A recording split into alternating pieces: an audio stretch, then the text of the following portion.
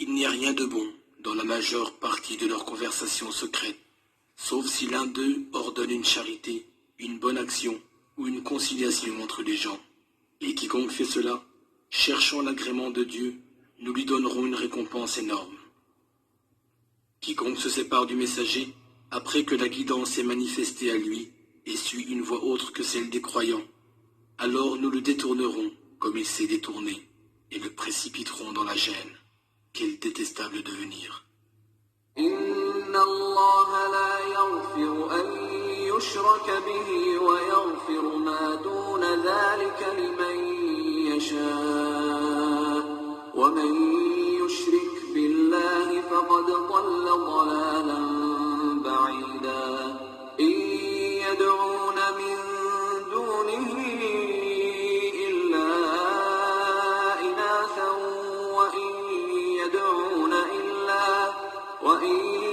يدعون إلا شيطانا مريدا لعنه الله وقال لأتخذن من عبادك نصيبا مفروضا ولأضلنهم ولأمنينهم ولآمرنهم فليبتكن آذان الأنعام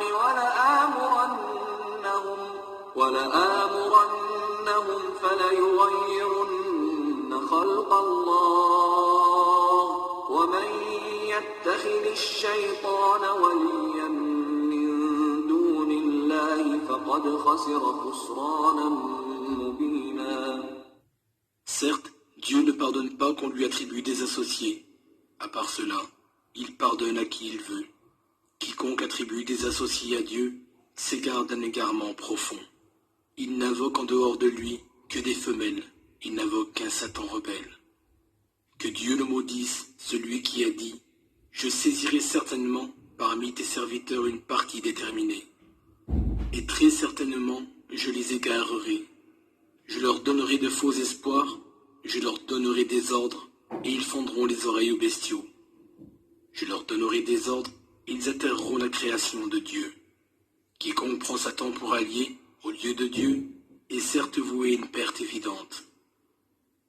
يعدهم ويمنيهم وما يعدهم الشيطان إلا غرورا أولئك مأواهم جهنم ولا يجدون عنها محيصا والذين آمنوا وعملوا الصالحات سندخلهم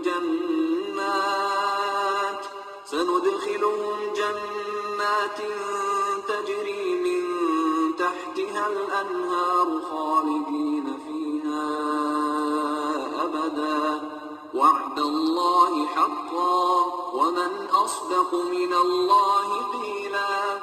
Il leur fait des promesses et leur donne de faux espoirs. Mais Satan ne leur fait des promesses que pour mieux les tromper. Ceux-là, leur demeure serait l'enfer. Ils ne trouveront aucun moyen d'y échapper. Quant à ceux qui croient et accomplissent de bonnes œuvres, nous les ferons entrer dans des jardins sous lesquels coulent des ruisseaux pour y demeurer éternellement. C'est une promesse de Dieu en vérité, et qui est plus véridique que Dieu lorsqu'il parle. ليس بأمانيكم ولا أماني أهل الكتاب من يعمل سوءا يجز به ولا يجد له من دون الله وليا ولا نصيرا ومن يعمل من الصالحات من ذكر أو أنثى وهو مؤمن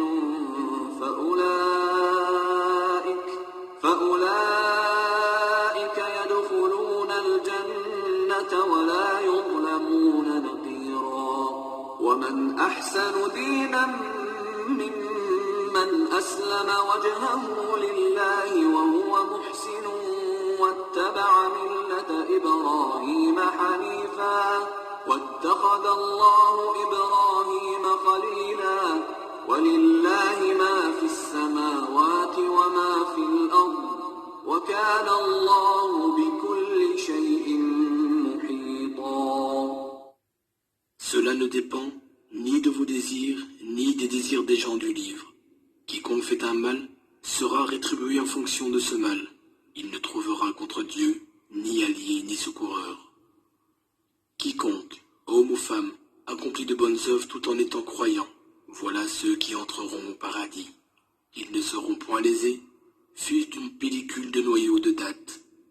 Qui est meilleur en religion que celui qui soumet son être à Dieu, tout en étant bon envers les autres et en suivant la religion d'Abraham, croyant originel.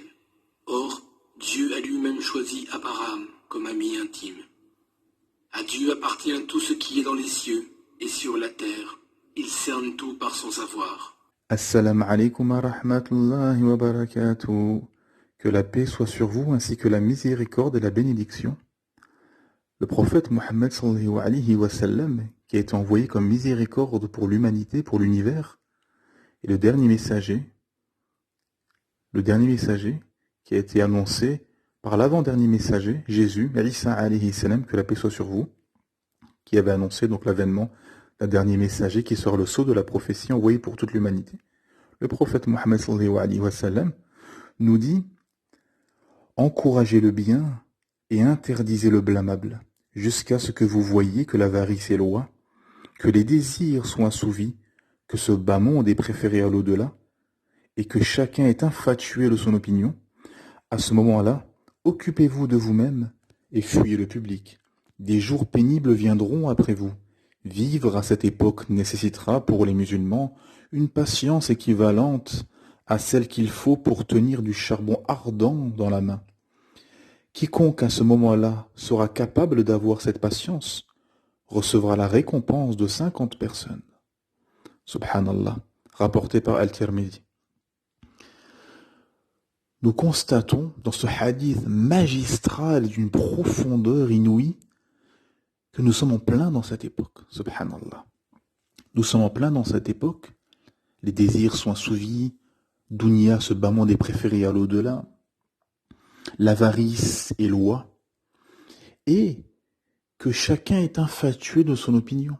Nous le constatons dans la communauté musulmane. Il y a beaucoup de gens qui se sont égarés, qui se sont sectarisés en voulant interpréter de leur tête et de leur raison erronée des textes où il y a des consensus, où il y a ijma', il y a consensus des savants depuis des siècles sur des sujets, et certains ordres et certaines injonctions d'Allah subhanahu wa ta'ala sont remis en question par des pseudo-imams prédicateurs égarés que beaucoup connaissent. Et et c'est le sujet de cet audio, il y a ce vil personnage qui est Éric Zemmour, qui fait parler de lui depuis plusieurs années, par ses frasques et par ses procès, et en mal, bien sûr, il est connu en mal par beaucoup de gens, car il ment, est riche et raconte des absurdités, des inepties.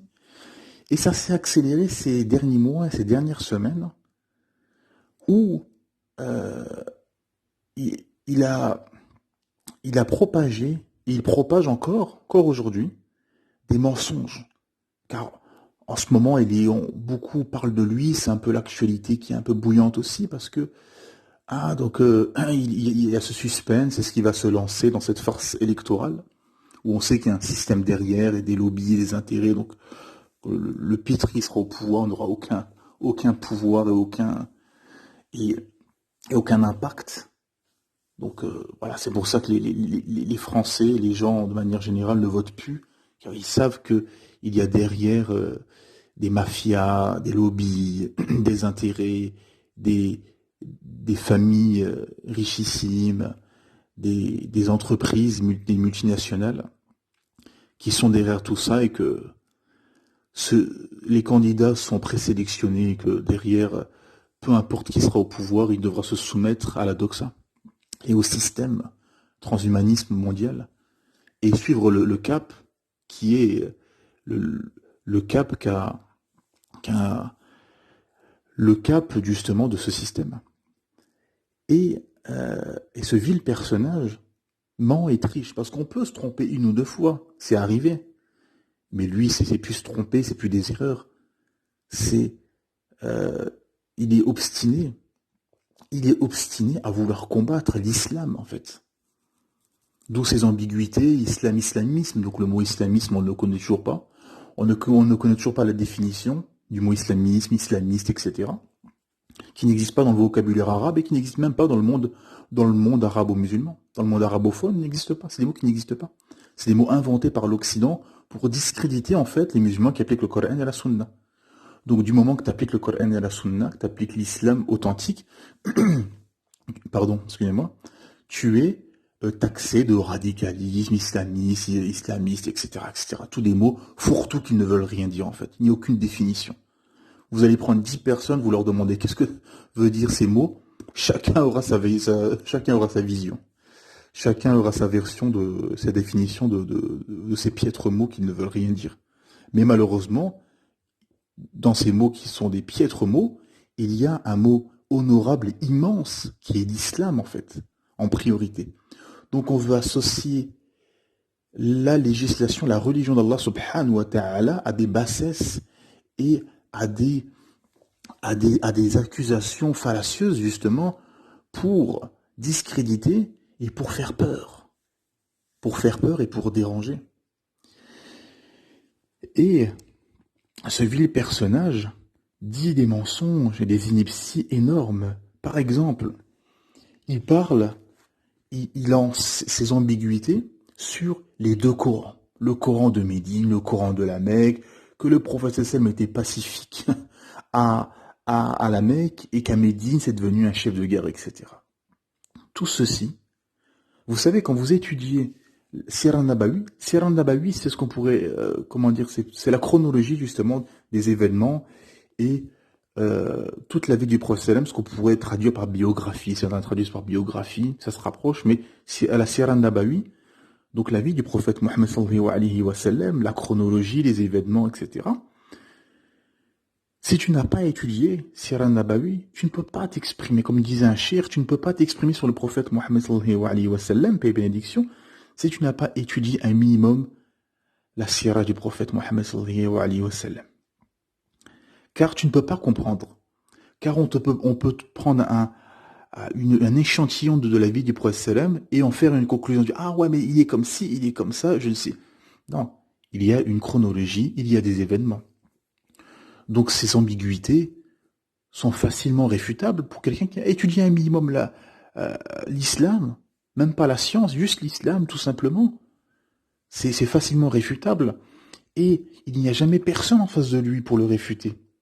Jamais personne.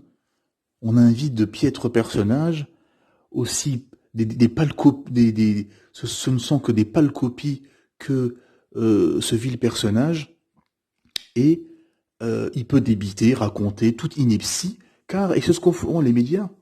Les médias de masse, justement, c'est leur recette, c'est-à-dire qu'ils balancent tout et n'importe quoi, ils peuvent balancer n'importe quel mensonge. Ils savent pertinemment que 90, 95, voire 98% des auditeurs, des téléspectateurs ne vérifieront jamais l'information. C'est ça, l'ambiguïté. Personne ne va vérifier. Ils savent très bien, pas beaucoup vont vérifier si cette information est juste ou pas. Et pour réfuter cette ambiguïté qui est très faible, c'est que le prophète Mohammed sallallahu alayhi wa sallam a fait da'wa, a propagé la vérité. Quand il était à Médine, à partir du jour où il est devenu prophète à l'âge de 40 ans, dans la grotte de Hira, lorsque l'ange Gabriel lorsqu'Allah subhanahu wa ta'ala a révélé le premier mot du Coran via l'ange Gabriel, qui est Iqra. Iqra bismi rabbika alladhi khalaq. Lis au nom de ton Seigneur qui a créé. Et à partir de là, la prophétie a commencé. Et, excusez-moi, le prophète Mohammed sallallahu alayhi wa sallam a appelé au tawhid, à l'unicité divine, à l'abandon des idoles. Il a annoncé justement ce que avait annoncé Isa alayhi salam dans les évangiles, qu'il allait y avoir un dernier messager, Ismu Ahmed, qui s'appellera Ahmed, donc c'est c'est un des noms du prophète Mohammed sallallahu alayhi wa sallam, qui allait venir et qui allait être le sceau de la prophétie, la suite et la finalité de tous les prophètes, Abraham, Jésus, Moïse, David, Salomon, que la paix soit sur eux tous, etc. Et d'autres prophètes, bien sûr, Jonas, Jonas, Ilyes, Salih, Shuaib, que la paix soit sur eux. Donc, il est venu tout simplement prêcher, faire da'wah, appeler les gens à la vérité, à l'abandon des idoles et au tawhid, à l'unicité divine, à appeler justement à la vérité, à la religion d'Allah subhanahu wa ta'ala. Et la prophétie a commencé, et bien évidemment, il a été combattu comme tous les prophètes, il a été combattu, pourchassé, intimidé, et après plusieurs tentatives, plusieurs intimidations, humiliations, crachats, insultes, intimidations de lui et de ses compagnons, les Sahaba, radiallahu anhum, et tentatives d'assassinat, et même des compagnons ont été assassinés, torturés, etc. Les compagnons et le prophète ont immigré justement à Médine. Et le prophète avec Abu Bakr Siddiq, ils ont fait la hijra, et ils ont immigré, ils ont fait la hijra à Médina Munawara, à Médine donc, et à partir de là, le prophète sallam a fait sa da'wah, a propagé, et les Quraysh, donc la tribu principale qui dominait à la Mecque, n'en étaient pas arrivés à leur fin et ont voulu quand même agresser et ennuyer et importuner le prophète Mohammed sallam et ses compagnons. Et alhamdulillah, Allah subhanahu wa ta'ala a permis à son prophète, le prophète Mohammed sallallahu alayhi wa sallam, et à ses compagnons de se défendre, tout simplement. C'est ce qu'il y a dans toutes les constitutions du monde aujourd'hui, la légitime défense. On peut se défendre quand on est agressé, bien évidemment. Allah subhanahu wa ta'ala a permis. Et Allah ta'ala a appelé justement son prophète, le prophète Mohammed sallam et ses compagnons à combattre les ennemis de l'islam. Et ils se sont justement défendus. Subhanallah, il y a eu plusieurs expéditions, Ghazwat al-Badr, Ghazwat al-Uhud, il y a eu plusieurs batailles justement, plusieurs expéditions, et alhamdulillah, ils ont fait un pacte de paix pendant 10 ans, al-Hudaybiyah, le pacte de Hudaybiyah justement, qui a permis justement la paix, alhamdulillah, car le prophète sallam et les compagnons étaient venus pour faire le pèlerinage à la Mecque, et les Quraysh les ont arrêtés. Ils étaient pratiquement arrivés à la Mecque, et ils les ont arrêtés, et leur ont dit de retrousser chemin, et ils ont fait un pacte. Alhamdulillah, le prophète Mohammed sallam a accepté, bien évidemment.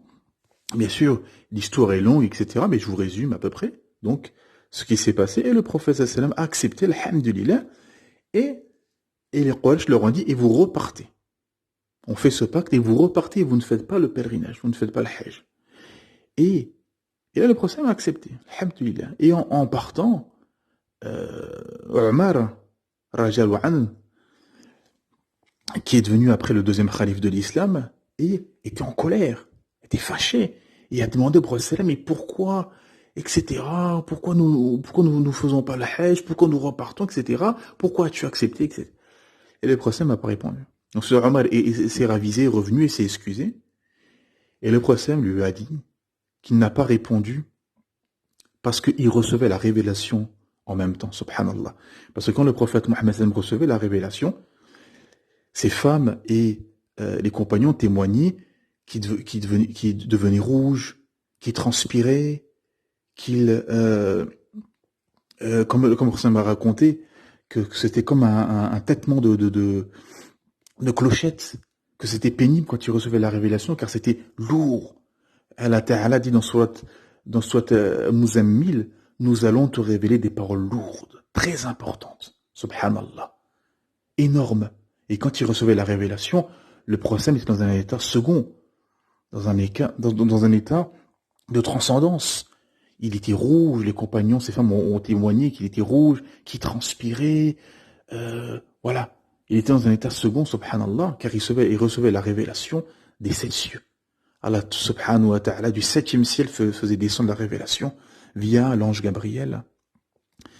C'était miraculeux, incroyable, subhanallah. Et le prophète Mohammed sallam a dit à Omar, nous avons gagné. Et il lui a dit qu'il a reçu la sourate, qu'il avait reçu sourate al-Fath, justement, qui est la sourate de la victoire. Nous t'avons révélé, nous t'avons donné une victoire éclatante, subhanallah. Et là, les compagnons n'ont pas compris. Comment c'est une victoire? On repart, on a fait un pacte, et en plus dans ce pacte-là, ce pacte désavantageait les musulmans. Par exemple, si un Quraysh était à Médine, il devait être relâché et redonné à Quraysh. Et si un musulman était chez les Quraysh à la Mecque, il était prisonnier. Donc plein de choses comme ça qui désavantageaient les musulmans. Donc les compagnons n'ont pas compris. Mais comment ça? C'est un pacte qui nous désavantage. En plus, quand ils ont fait le pacte, ils n'ont pas accepté qu'il y a Rasulullah sur le pacte, donc le messager d'Allah, en disant, donc le Quraysh qui était venu pour faire ce pacte lui a dit, cette scène connue, si j'aurais su que tu étais le messager d'Allah, jamais je ne t'aurais combattu, subhanallah. Et subhanallah, les compagnons n'ont pas compris. Mais pourquoi c'est une victoire éclatante alors que nous repartons, nous faisons pas le Hajj, nous faisons pas le Hajj, le pèlerinage, on est venu pour rien, on a fait un pacte qui nous désavantage, etc. et tout. Et pourquoi? Les ulama vous disent, les savants nous disent que, car c'est dans la paix que l'islam se propage, alhamdoulilah, que la science se propage. Car dans la paix, tu peux plus facilement propager la vérité. Car quand c'est la guerre, la fitna, comme on voit en ce moment en Irak, en Syrie, les gens pensent à manger, pensent à leur sécurité, ne pensent pas à la science, ne pensent pas à l'apprentissage et à la science. Mais dans la paix, si, alhamdoulilah. Et ce pacte était propice et permettait justement 10 ans de trêve, 10 ans, un pacte de 10 ans, permettait la da'wah, d'appeler les gens à l'islam, car c'est la vérité, que tu sais que ça va toucher les cœurs des gens, subhanallah. Alhamdulillah. Donc, quand tu es dans la paix et que dans le faux, ça t'arrange pas.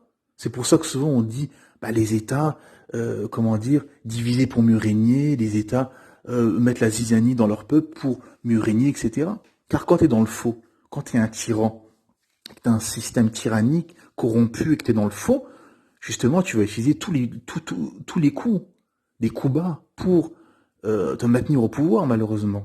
Mais quand tu es dans la vérité, alhamdulillah, il n'y a pas besoin de forcer les gens, car tu sais que ça pénétrera leur cœur et que l'islam touchera la fitra des gens, leur sainte nature ou nature originelle, la traduction.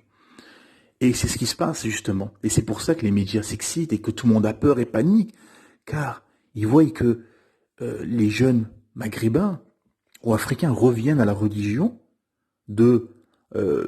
qu'ils ont reçu entre guillemets d'héritage de leurs parents ou de leur pays d'origine, alhamdulillah, reviennent de façon assidue et qu'il y a beaucoup de conversions à l'islam en Europe. Et ça leur fait peur, notamment en France. Et, alhamdulillah, la paix a permis justement les conversions des gens, les conversions des tribus, de propager l'islam, d'appeler à la vérité, au Coran et à la Sunna, par la rationalité, la science, la logique. Votre Seigneur ne vous a pas écrit sans but et sans sens. Il vous a écrit dans un but précis, pour l'adorer. Vous serez éprouvé, et la finalité, c'est l'au-delà, le paradis ou l'enfer. Voilà un but et un sens, justement, que la France et les Français sont dans une crise identitaire, et c'est pour ça qu'ils se rattachent à tout et n'importe quoi, car il n'y a plus de but, plus de projet et plus de sens dans ce pays. Tout s'est effondré, notamment avec l'avènement de mai 68, ce qui a découlé après, la fitna, et notamment un des slogans qui est un slogan diabolique et très dangereux, interdit d'interdire. Subhanallah, imaginez-vous, interdit d'interdire. Mais à ce moment-là, c'est l'anarchie, tout s'effondre. Les mœurs, la hiérarchie, l'ordre établi, les gens qui ont l'autorité, tout s'effondre à ce moment-là. S'il n'y a plus d'interdit, c'est fini. Et c'est ce qu'on voit en ce moment avec les genres, avec des jeunes filles qui veulent devenir des garçons, des jeunes garçons qui veulent devenir des filles. Tout explose. Les gens remettent tout en question. Si tu mets plus le Créateur, Allah subhanahu wa ta'ala, en priorité dans la société, tout s'effondre. Donc les gens disent, s'il y a pas, donc les gens vivent dans un athéisme. Donc s'ils sont athées, Et c'est le système dans lequel et les Français sont les Français, c'est un système athée, donc ils remettent tout en question, forcément. L'athée va tout remettre en question. Son sexe, sa vie, son nom, tout, tout. Donc c'est l'anarchie, tout s'effondre. Donc c'est très dangereux. Et c'est ça, notamment, qui a précipité la France dans son effondrement.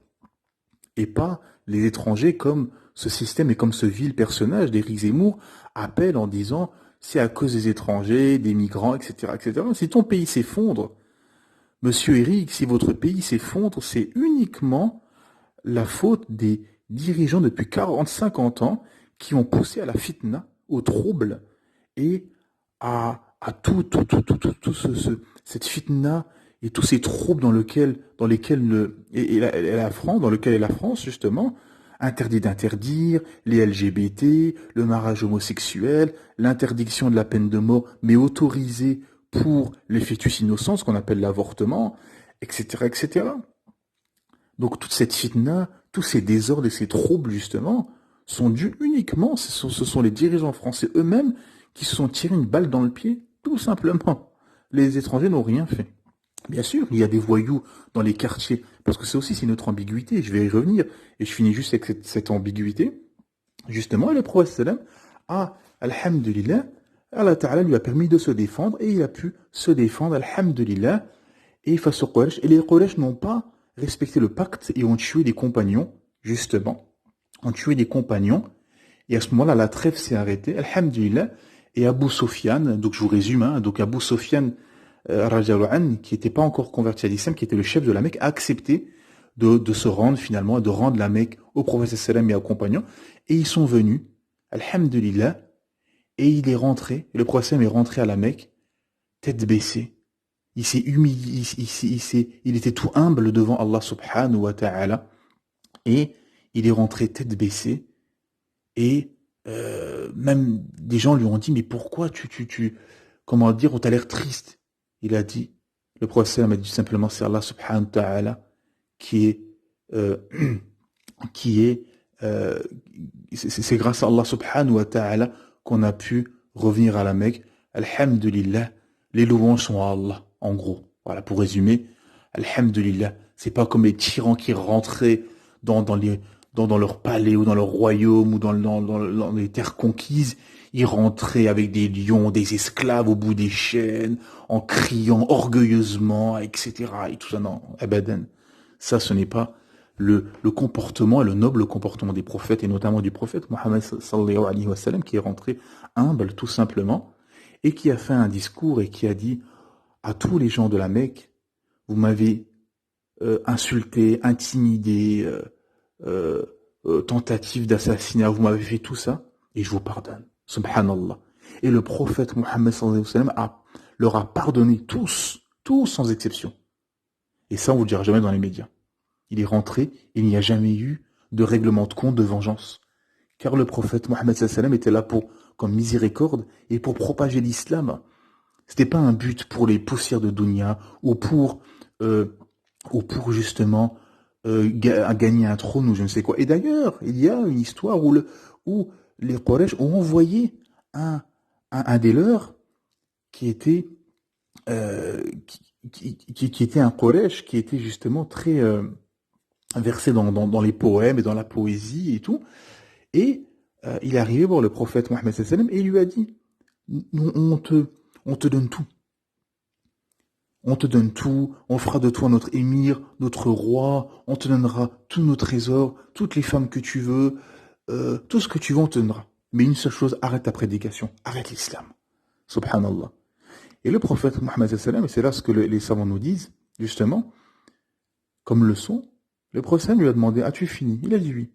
Et le prophète sallallahu il a commencé par quoi? Il a commencé par réciter le Coran, il a récité Surat al-Fussilat. Subhanallah. Il a récité Surat al-Fussilat et les versets détaillés, les versets détaillés, et il a récité cette sourate, Subhanallah, et Alhamdulillah, et l'homme en face était subjugué. Et il est reparti, le visage blanc. Et quand il est revenu, les Quraysh lui ont demandé, mais t'es parti sûr de toi, avec un visage confiant, conquérant, et tu reviens, toi abattu, le visage tout pâle, qu'est-ce qui s'est passé? Et ce Quraysh a dit, laissez-le cet homme.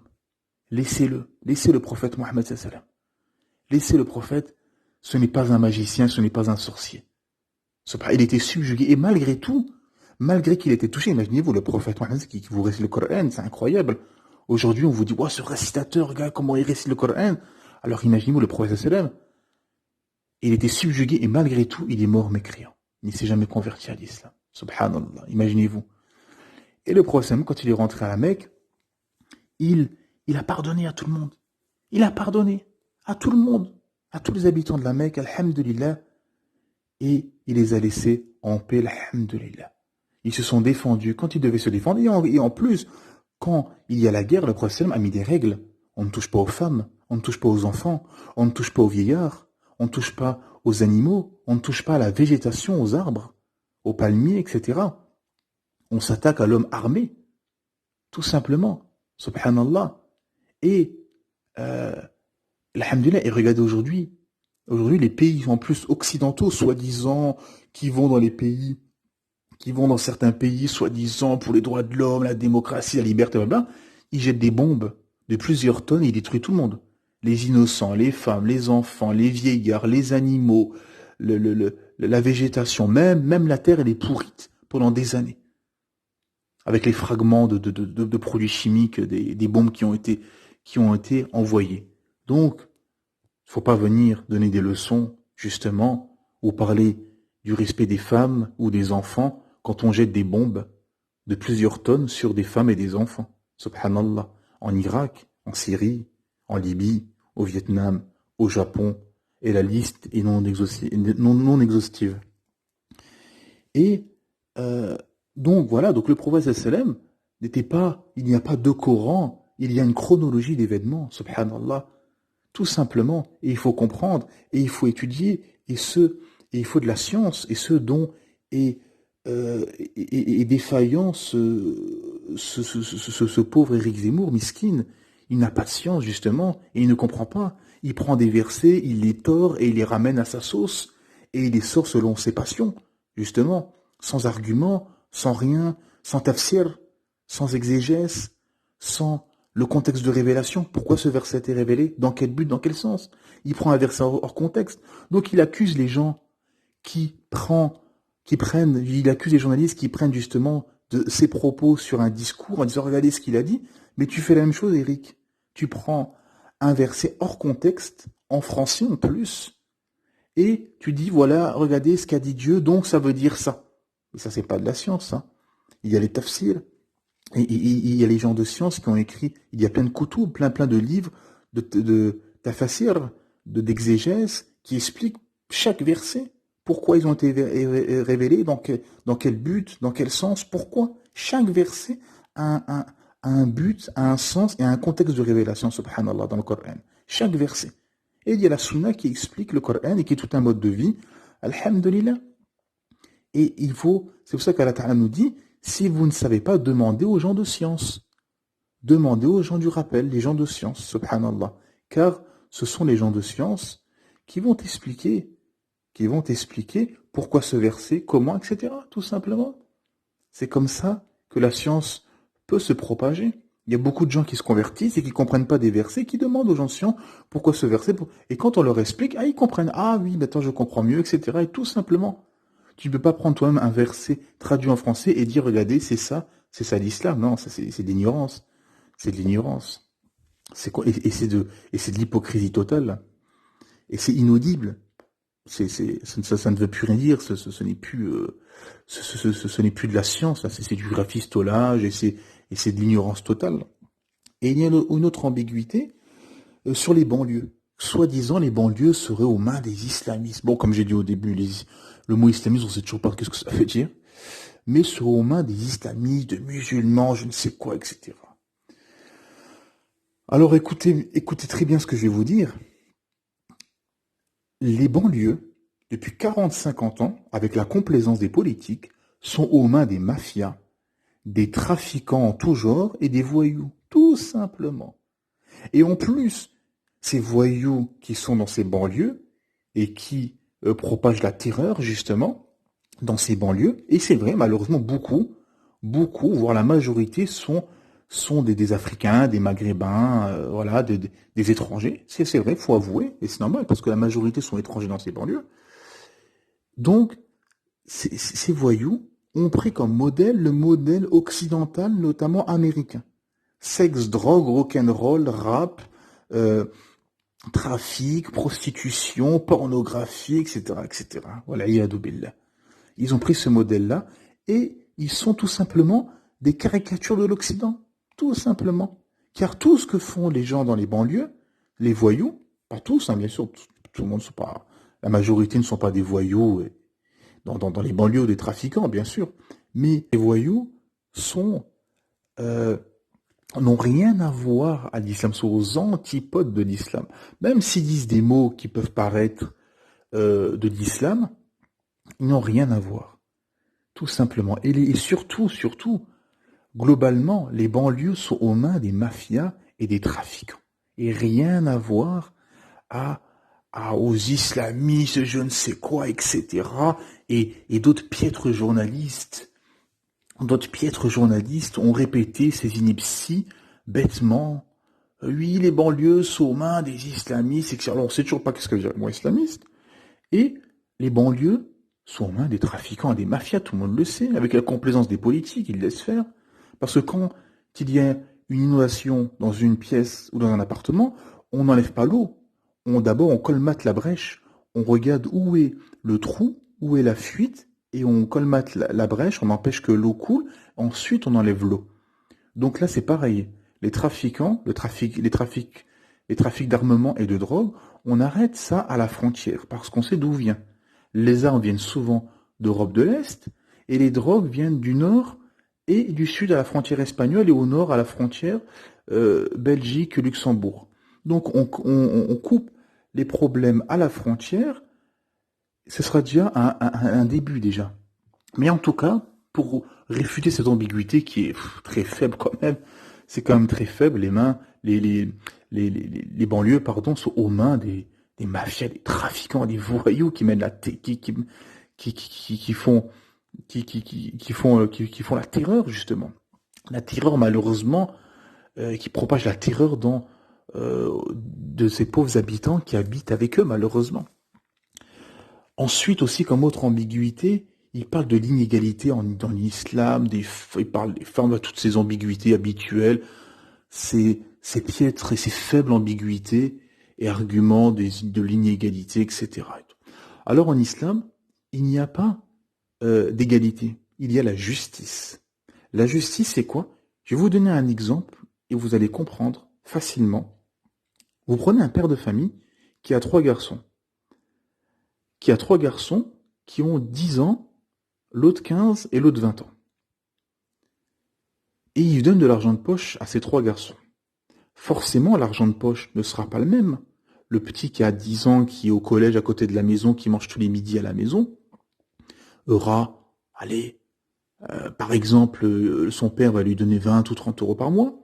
Le deuxième qui est au lycée, il mange pas à midi, il faut qu'il aille à la cantine ou qu'il mange dans une sandwicherie à côté du lycée, etc. Qui a plus de besoins qu'un gamin de 10 ans, il aura un peu plus, peut-être 50, 60 euros.